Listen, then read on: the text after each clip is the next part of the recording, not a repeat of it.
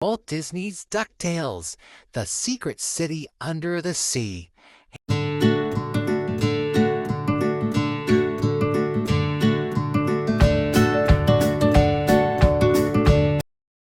One lazy summer day, Scrooge McDuck was reading an article in the Duckburg Times while his three nephews played a game. Suddenly, Scrooge interrupted the quiet with a shout. "A gold coin has been found on Duckburg Beach," he said. "Where did it come from?" asked Dewey, as the nephews gathered round Scrooge. "Nobody knows," said Scrooge. "The only clue is the engraving on the coin. It says Atlantis 1888 AS. Now I wonder what that means. Let's look Atlantis up in our Junior Woodchuck Guide," said Huey. The boys raced off to get the book. Louis read aloud from the guide. "No one knows if Atlantis ever really existed or if it is just a legend. Atlantis is said to be an island whose inhabitants created a very advanced scientific kingdom. Centuries ago, Atlantis suddenly sank into the ocean to become a fabulous undersea city rich in gold, but no one has ever discovered exactly where it is located." "Rich in gold?" said Scrooge. His eyes lit up. "But what does the 1888 AS mean?" "Maybe it means 1888 years after sinkings," Louis suggested. "Do you think Atlantis still exists, Uncle Scrooge?" asked Dewey. "I must find out," said Scrooge. "If Atlantis exists, it must have gold." Scrooge and the boys went to daring inventor Gyro's Gearloose for help in searching out Atlantis. "Well," Gyro said thoughtfully, "if this Atlantis is underwater, I'll better make you a deep-sea submarine." After 2 hours of hammering and fitting metal pieces together, Gyros declared that the sub was ready to go. Oh boy! The boys helped Scrooge haul a heavy sack into the Atlantis Explorer. The sack was filled with gold, in case they ran into any unusual expenses along the way to Atlantis, of course. Gyro sealed the hatch and started the engine. The sub dived beneath the water. The undersea adventure had begun. Oh, fun! They plunged down into the dark depths of the sea. Strange fish darted round them. The deeper they dived, the darker and more mysterious the sea grew. "Turn on the spotlight," Scrooge said to Gyro. "Aye, aye," said Gyro as he snapped on the spotlight control. Zap, zap. Explosions burst out in front of the sub. Instead of a light bulb, Gyros had mistakenly put a laser into the spotlight. Its powerful beam was blowing up rocks and shells on the seabed. Gyros quickly found the switch and turned it off. As the water cleared, the crew looked out the sub's porthole and gasped.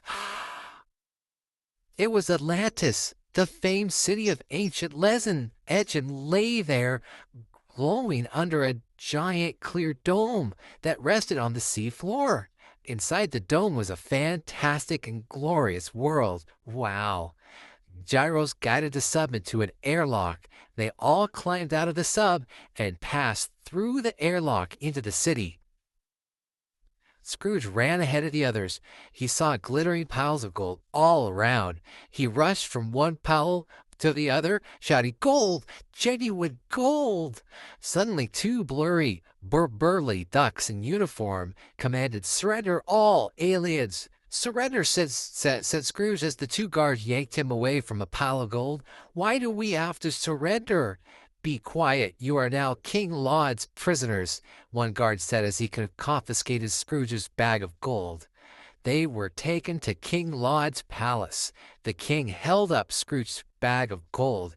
"You must have plenty more of this where you come from," he said to Scrooge. Scrooge refused to answer the king. "Very well," said King Laud. "Perhaps a little stay in prison will give you time to think of your answer. Take them away," he ordered the guards. The guards led the explorers to the basement of the palace. They opened a heavy door and locked the crew and a gloomy prison cell. Let me apologize for the rude welcome, said an elderly duck sitting in a corner of the cell. This never would have happened when I was the king of Atlantis. You were the king of Atlantis? Huey asked. Yes, said the elderly duck. My name is King Gladstone.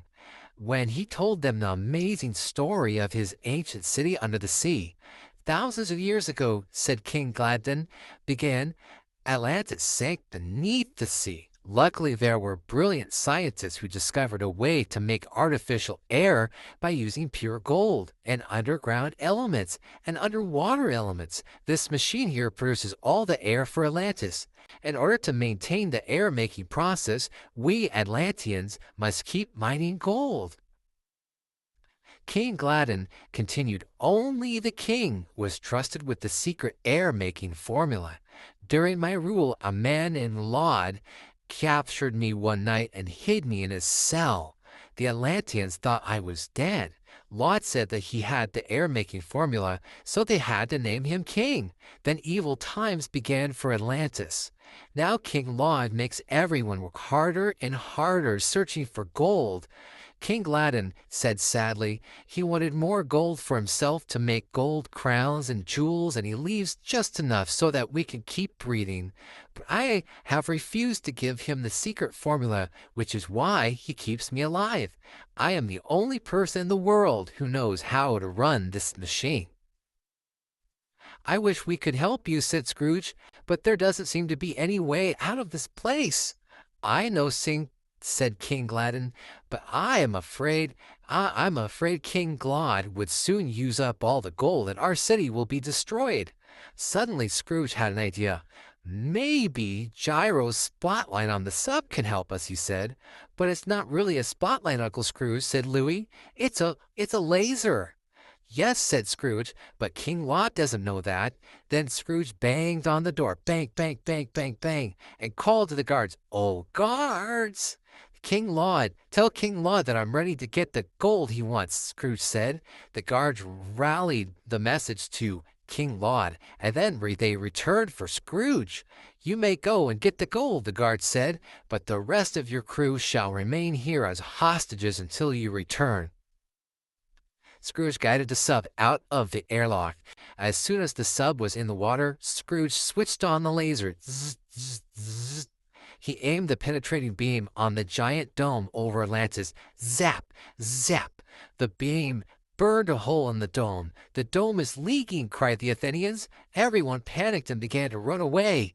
King Laud shouted orders as his guards tried to stop the water from flooding the city.